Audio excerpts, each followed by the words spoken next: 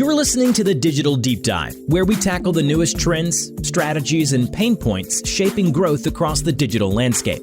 From Amazon and D2C to international expansion, join our host and e-commerce leaders across multiple industries for in-depth discussions on how to maximize your brands in the digital arena. Now, here's your host, Aaron Conant.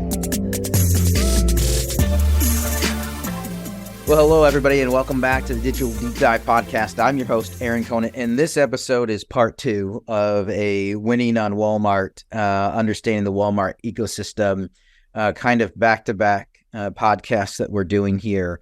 And for those of you, if you didn't listen to the first one, feel free to go back, take a listen. It's kind of, the back end, what the Walmart ecosystem looks like and what you should be thinking about.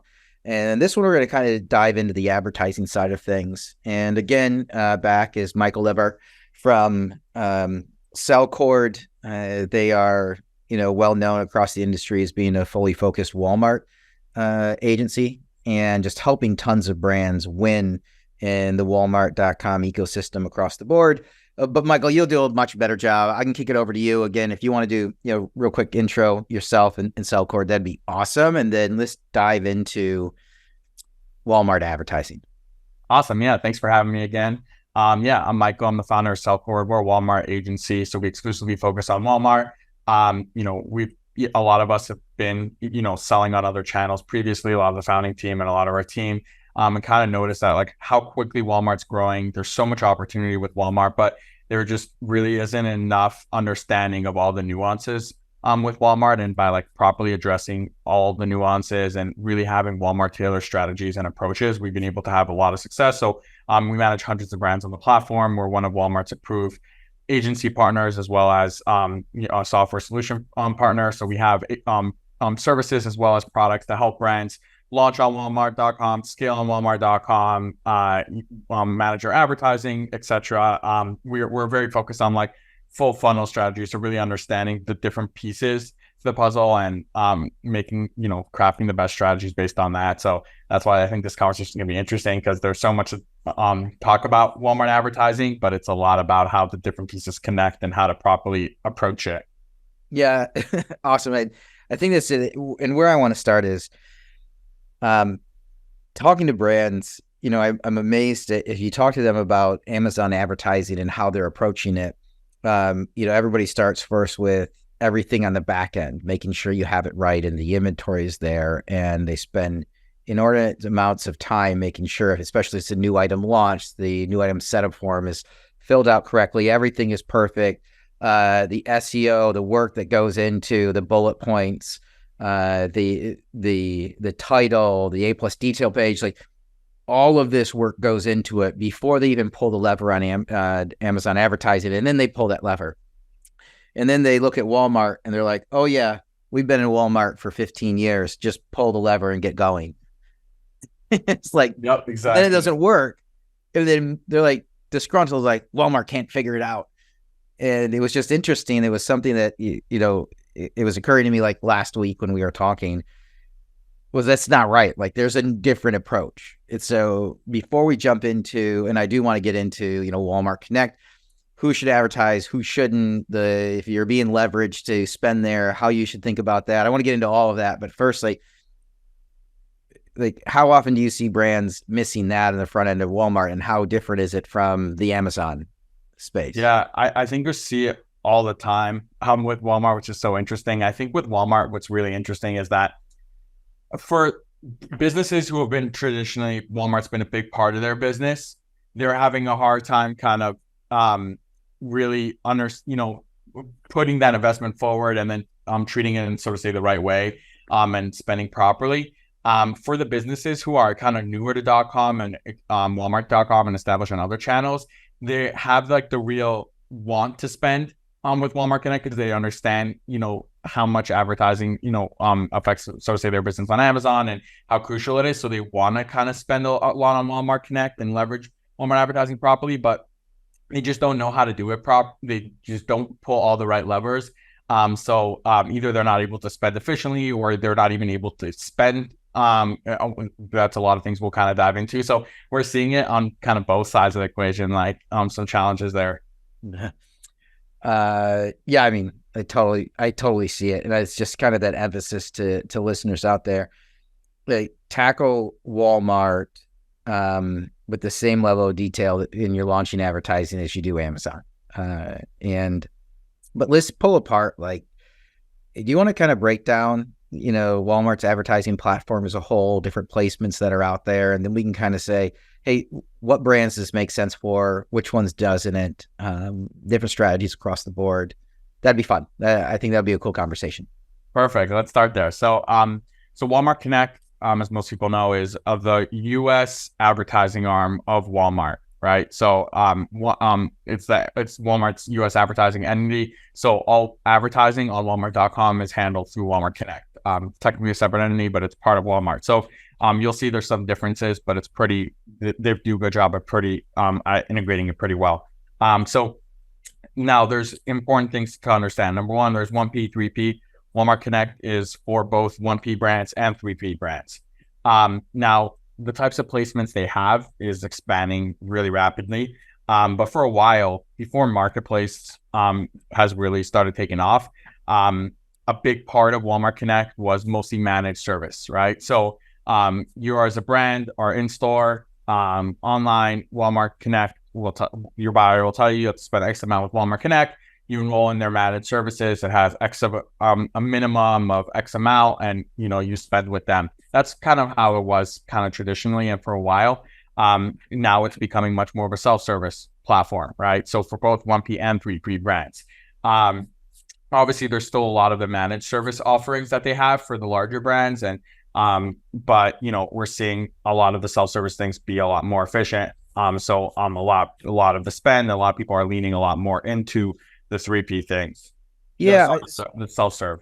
Yeah, really quick on the self-serve versus Walmart managed. How do you compare that to like the Amazon space? Because Amazon will help you manage ads, but I know a lot of people just pull out of that and they go with an Amazon focused agency, or they have their own internal and they're using an ad tech, whether that's who's ever out there, Sky, PackView, Perpetua, Trellis, whatever it might be.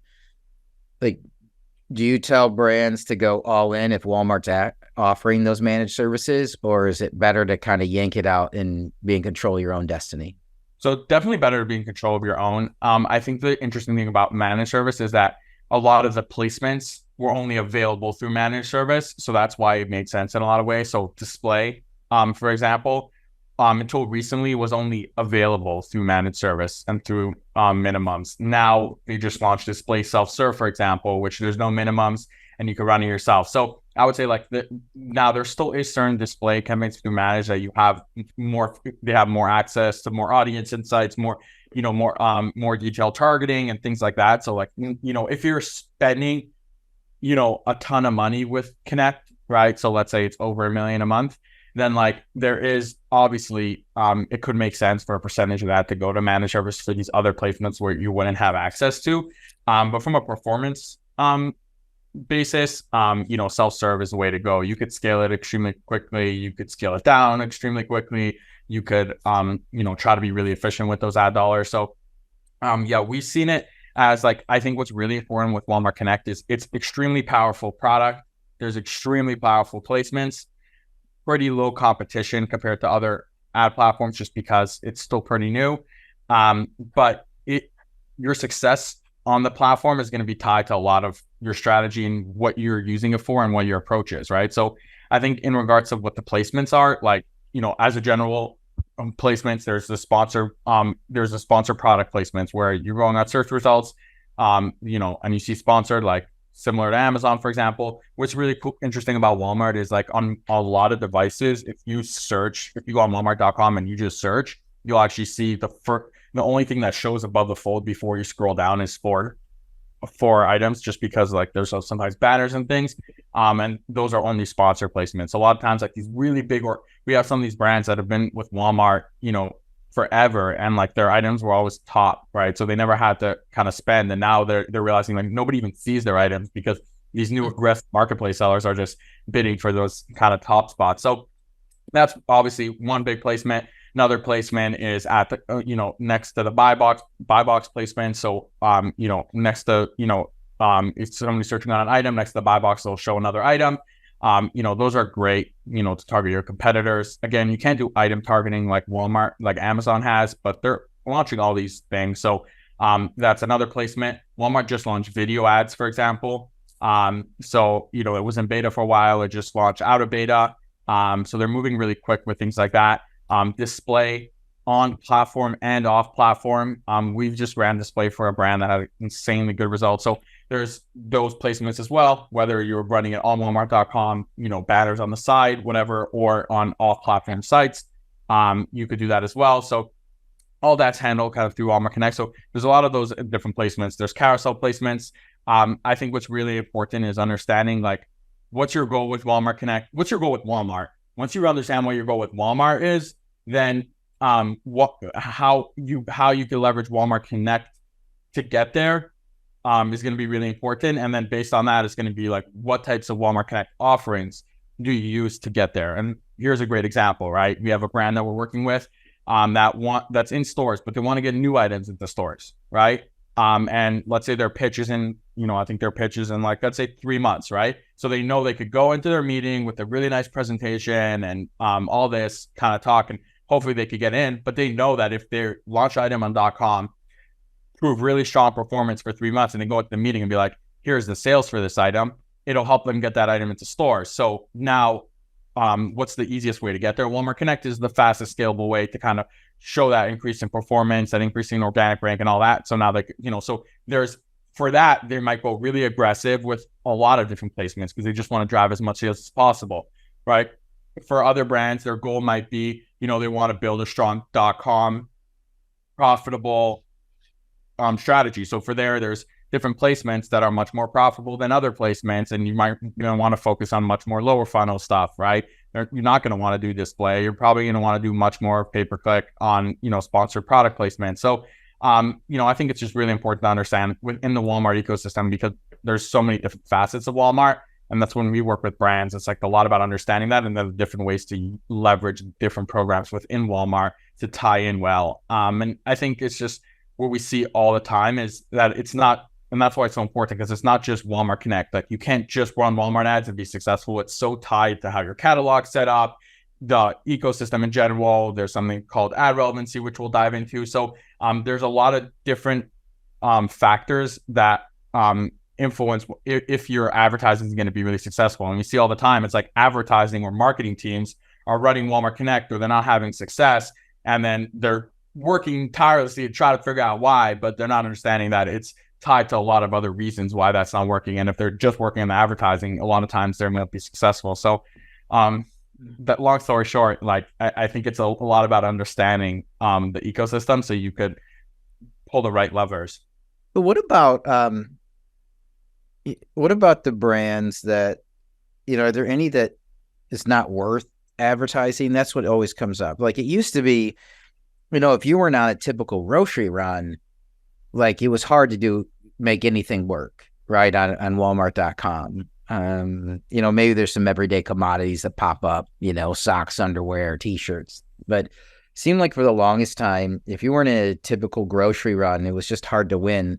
Like, are there any, like, where do you kind of draw the line? Is there anybody that it doesn't make sense for? Like, do you see any categories that just historically just can't convert a ton? Yeah, so I think what's really interesting is there's the categories that so like consumables, I think, is where you're going to have the hardest time, right? Even though Walmart's grocery business is so big and this and that, I think it really depends, right? With consumables in general, just people are willing to spend more. Brands are willing to spend more. So there's a few reasons. Let me back up for a second. Within consumables, there's a lot of really big players. So for example, we'll dive in a little more detail, right? Within supplements, there's a lot of really big players. Now, specifically for supplements, the .com business is much smaller percentage-wise compared to the in-store business, right? So you're working with the Procter & Gamble, Unilever that have commitments of that they need to spend on .com, and they want to own that .com shelf. So they're going to spend like ungodly amounts of money on those .com placements. Now, as a challenge, if you're an up-and-coming or a newer supplement brand, right, or even if you're pretty established but just not on that level, the challenges you're going to come across with is the bids on those keywords are extremely high, right? And then it's going to be really hard to kind of win all those. And the customers shopping there are shopping for especially with Walmart, they're shopping specifically for those brands. They're not exploring new brands a lot. They're not discovering new brands a lot, specifically in those kind of consumable categories. So it's going to be very, very difficult there. I still usually always think it's important to have a strategy there, because there's still a lot of, within those categories, there's still a ton of opportunity, because the way a lot of the larger brands are bidding is a lot of times way less of a tailored strategy. So there's a lot of keywords. Sometimes they'll find really good opportunities, but it's just not going to be scalable, extremely scalable, so to say. In other categories, I feel like, for example, in home, we see like insanely good performances, because the cost of the clicks are much more relatively affordable, right? For a $200 bed compared to a $10 supplement that people are spending $3 a click on. It's a lot of times you'll see comparable clicks for example, in home, which obviously your average order values are much more, and people are less fixated a lot of times on the brands that they're purchasing. So I think there's really, it depends a little bit on the category, and each category has different kind of approaches. When we work with the really large, national, with the really large brands, like it's a different strategy, because there it's like, we work with some brands that have been doing well into the 100 millions a year with Walmart, and now there's challenges. Like there's a lot of new competition, and marketplace sellers are taking all their sales, right? Well, not all their sales, but a good chunk of their sales.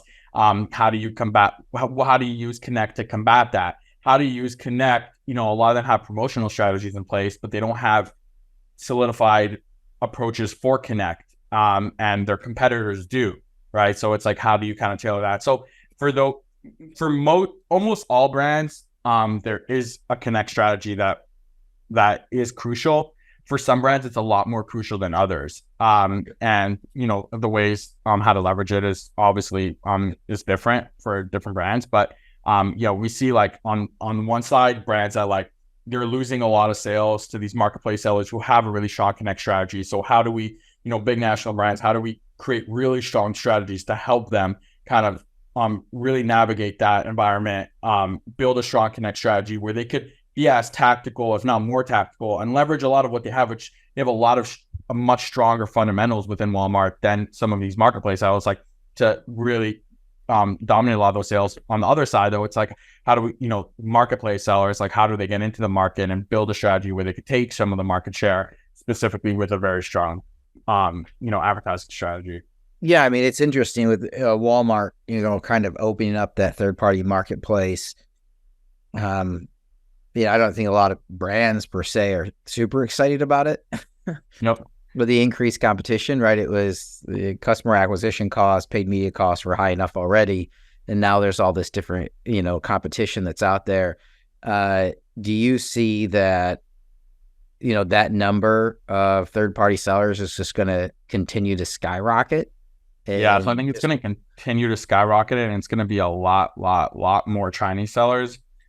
So you're going to be competing with a lot of very, very tactical, aggressive sellers who are willing to spend a strong portion of their revenue on advertising. And it's going to keep growing a lot. I'm saying there's over 100,000 sellers now, but I would be surprised if it's not double within like 2 years, potentially even much more than that. So it's going to grow a lot more. And again, I think a lot of the power, so to say, a lot of the placement is going to go to the marketplace teams a lot. So for example, like this Black Friday, we saw that a lot of the sponsored mosaic placements are called, a lot of those placements that are, the deal shelves and all that, like a lot of it was marketplace item the marketplace teams had. So traditionally, like your DSV buyer and your had a lot more, there was a lot more that could be done on that side. Now a lot of it's taken with the marketplace team. So it's really important if you're just doing 1P, to still have a really good understanding of how marketplace fits into the mix and how it's competing. But if you're doing both, like really important to have strong strategy with both, because again, there's a ton of advantages with 1P as well. It's just about understanding, the different, the increased competition and what that means, because it's really easy to kind of lose sight of that when you have a strong Walmart business. and then it slowly eats away at your sales on .com, then eats away at a lot of your performance. And now you have a lot of, you're competing with a lot of new people, as opposed to like, yes, there's increased competition now, but you could build a really strong strategy where leverage what you have to, outsell a lot of these newer brands and, outrank and keep your share of voice, if not grow your share of voice. So, because a lot of the other 1P vendors will be losing their share of voice. And so, yeah, it's just going to be interesting to see if that it kind of erodes any of the, relationships that are out there that Walmart has with brands, because that was something that, people complain about with Amazon is there's no real relationship there, right? There's a vendor manager and you love your vendor manager. They're awesome. And then they're, gone in 9 to 12 months and you're on to the next one. Maybe you have, an SVS. I'm old school, so I always call them SVS, no matter they've changed the acronym like 8 times. But that was originally pitched as a replacement for when your vendor manager left, and then that didn't necessarily come to fruition.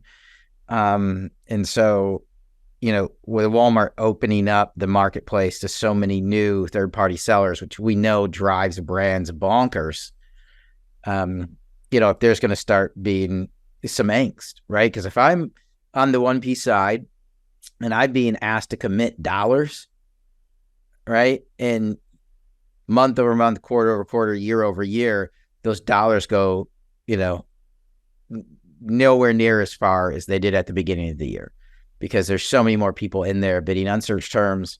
And like you said, like these third-party sellers that are jumping on, in a lot of cases, are willing to spend huge sums of money and go negative for 6 to 8 months to get to the top of search rank, and then just coast once they're at the top. And then they get into a point where they're getting a return on their investment.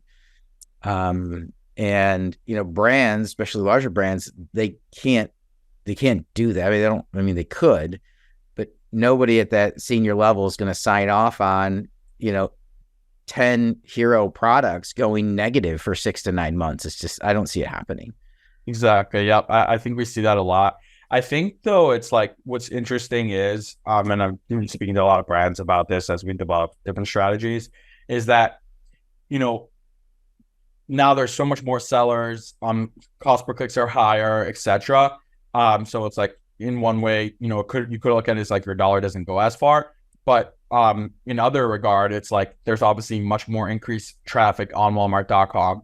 There's increased placements that Walmart Connect has now, right? So there's a lot more placements and a lot more sales you could drive from a lot of these placements, right? So as a vendor, as a 1P vendor, like if you had a lot of like your hero products, it's gonna be hard. It's gonna be a little bit negative. And for in most regard, there's gonna be some negative outcome from so many sellers coming on board. But what's really cool is for your larger assortment of products and your items that traditionally have not done as well, there's a lot of opportunity there, because you could pull so many levers yourself at pretty low cost to get those items ranked, to get those items better positioning when your buyer might have not focused on those items and might have not given love to those items. Like you could do it internally, and if you're tactical enough, that's like the transition some of these brands have to make. If you're tactical enough, you could drive a lot of sales through that assortment, right? And that assortment that traditionally might have not done as well, or isn't a hero product that was always ranked kind of number one. So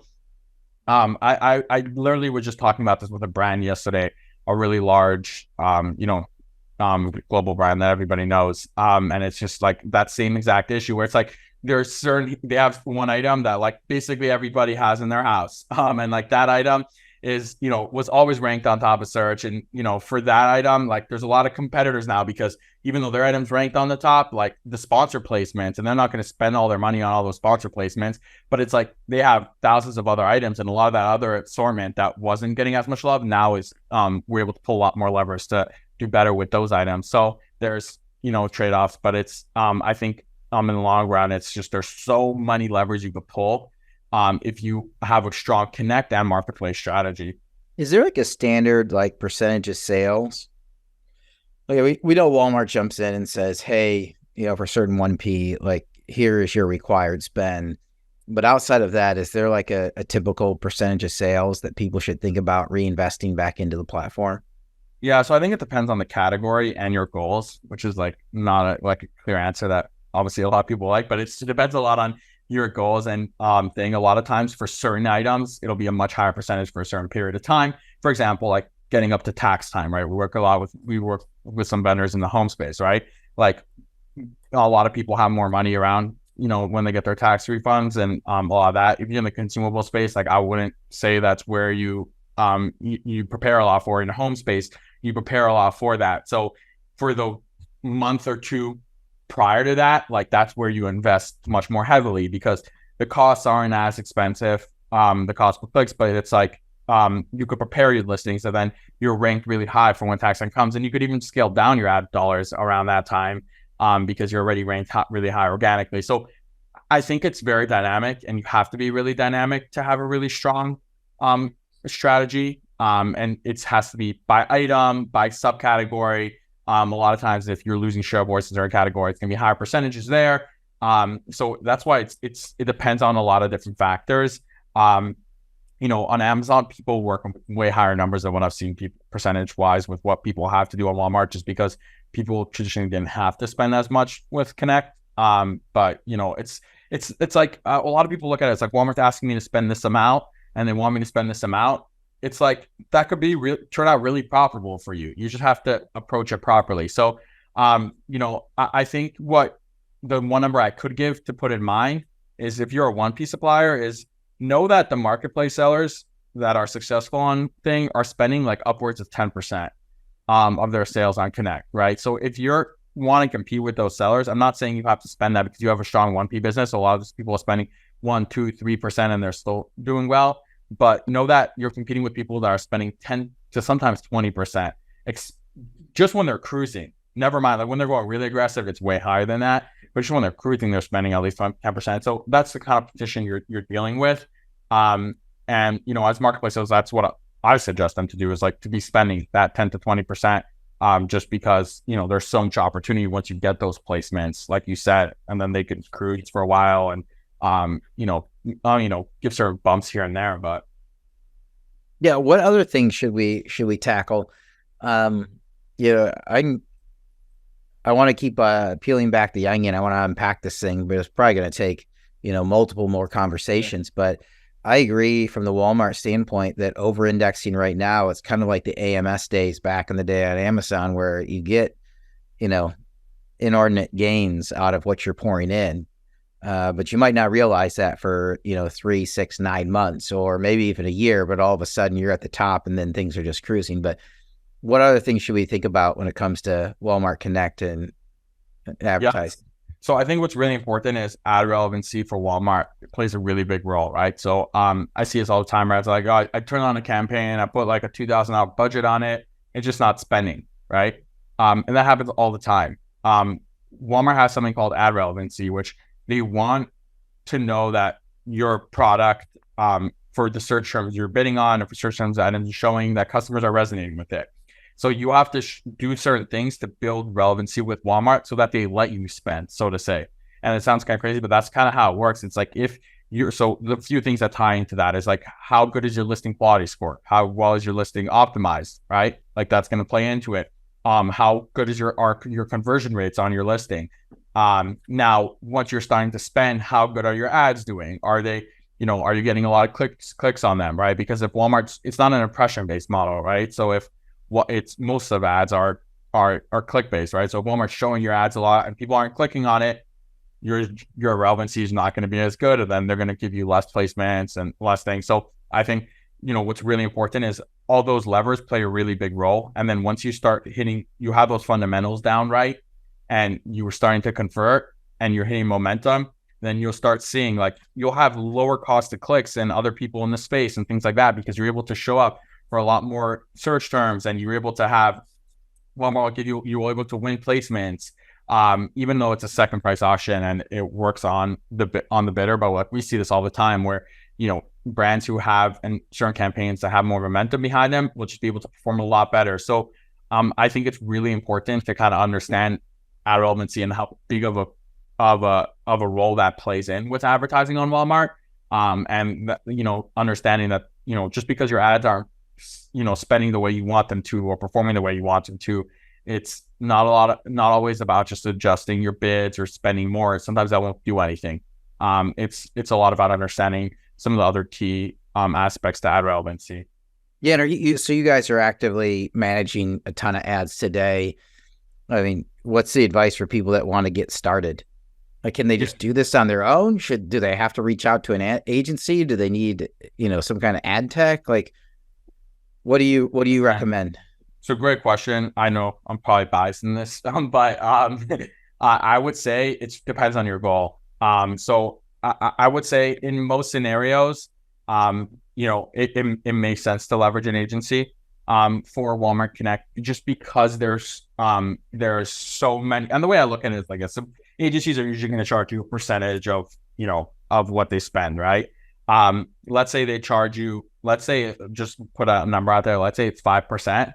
Like, you want to work with an agency that's at least giving you probably a 20% at a return on kind of what you would have done internally. And I think any competent agency in the kind of the space will be able to provide those type of results if you're spending enough, because there are so many levers that could be pulled with Walmart. And just even if you have somebody full time on it, just because they're just focused on that, like, they'll be able to do a good job in some regards, but it's very hard to really pull all the levers unless there's a lot of resources that go behind us. For example, for us, there's an advertising manager on our team has support of 10 to 15 other people that they work with to tune different types of things that make a difference for overall, so to say, ad relevancy. So I think what's really important with Walmart Connect is, like, with agencies, obviously people like us, when we work with hundreds of brands, you see and spend millions and millions of dollars a month with Walmart Connect, you see what works best, you see what does it, you see what makes the dollars go the furthest.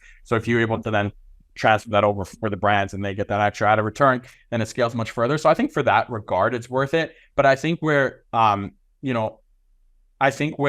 there's a lot more where there's a lot of value with kind of working with partners in this space specifically is to a lot on the strategy side as well. I think it's really important to work with partners to kind of craft that strategy of, like, how to leverage Walmart Connect how it's not just about spending the most as you can and just having the best, so to say, return on the spend. It's much more about, like, diving into, like, what are you trying to get out of it? And then based on what you're trying to get out of it, and what you're getting out of it might not be on an account level. There could be, for these items, this is what my goals are. For this subcategory, this is what my goals are.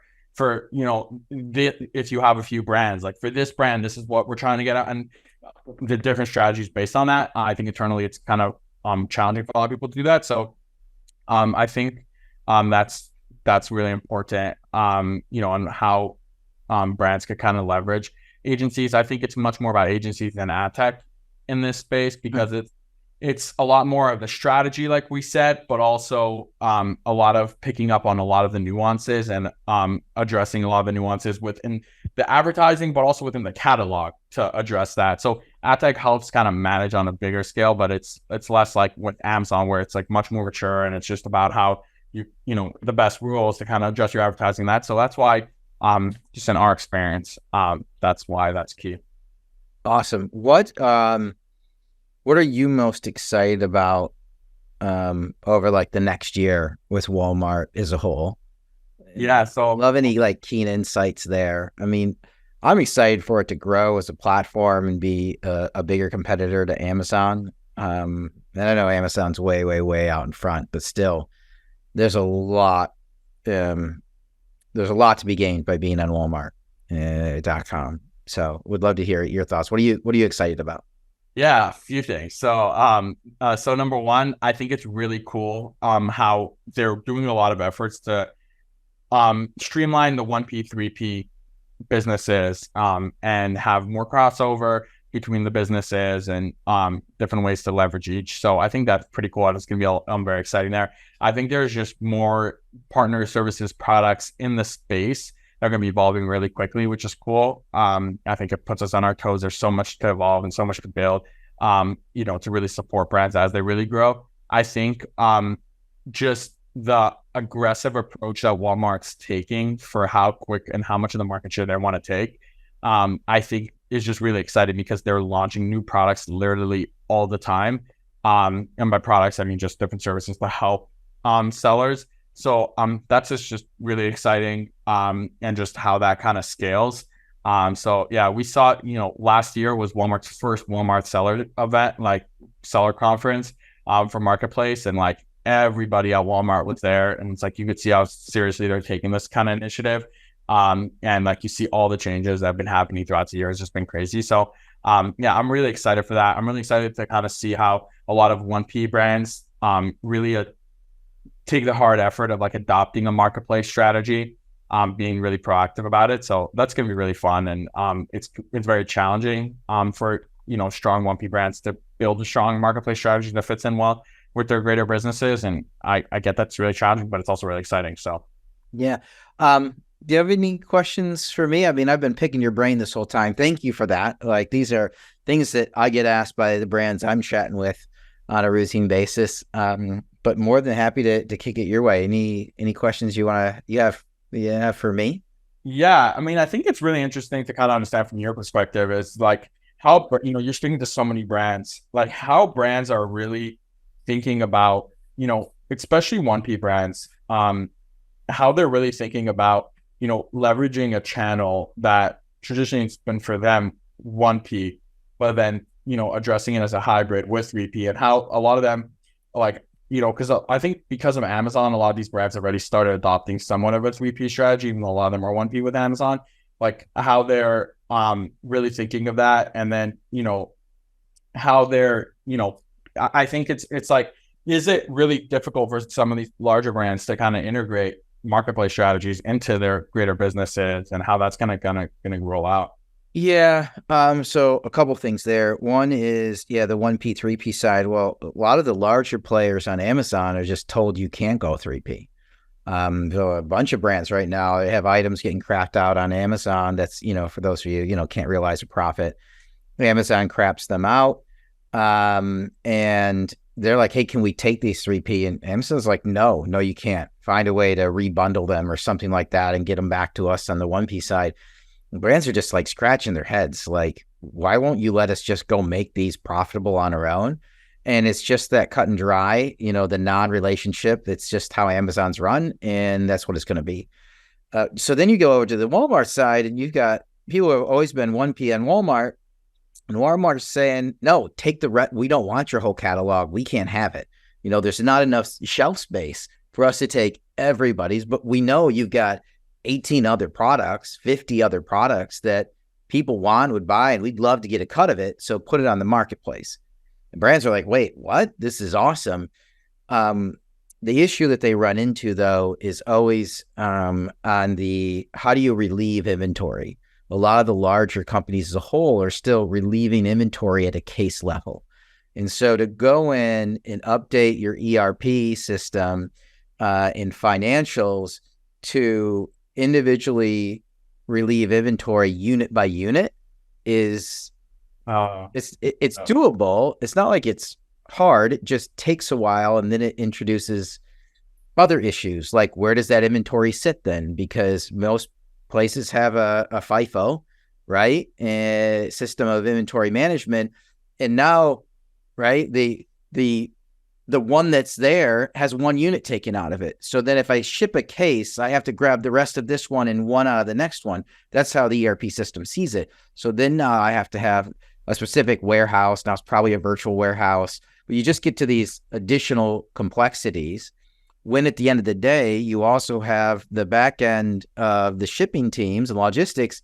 Man, if you give them the choice of putting a pallet on a truck to Walmart or individually grabbing one unit sold on Walmart.com and trying to get into a box, individually packing and shipping and getting a label, they pick the pallet all day, every day, right? They're being measured on-time compliance on a percentage basis of units. And so they're doing that all day, every day.